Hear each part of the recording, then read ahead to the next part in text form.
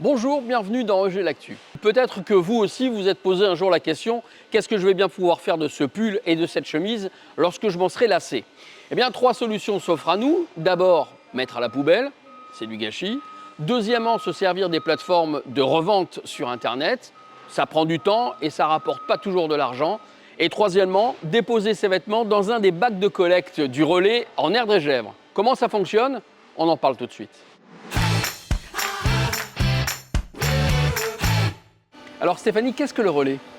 Donc le relais, c'est une entreprise d'insertion qui travaille dans la filière textile. Donc on fait de la récupération en conteneurs de déchets textiles. On les ramène ici sur le site de Couëron pour être triés et on va revaloriser ces textiles de seconde main et ces textiles usagés.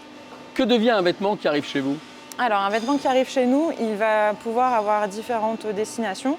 Donc si le vêtement est en très bon état, on va pouvoir le remettre en vente au sein de notre réseau de boutiques Dingue Fringues. S'il est dans un état encore correct pour être reporté, donc on peut le diriger vers des filières de réutilisation, c'est-à-dire que le vêtement va être revendu pour être reporté tel quel.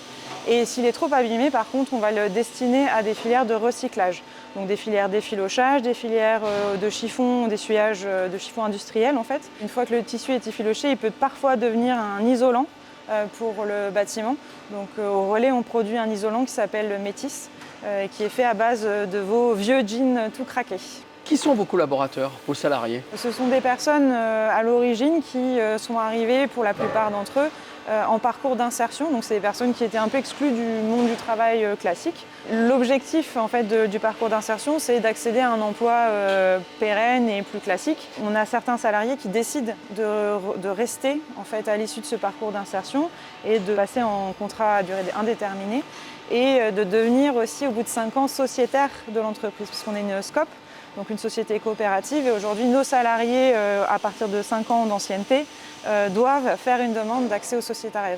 Alors les collaborateurs viennent vers vous ou vous recrutez? Nous, on recrute principalement par la plateforme de l'inclusion, qui est donc une plateforme mise à disposition par l'État pour les personnes qui sont éligibles à ces contrats d'insertion.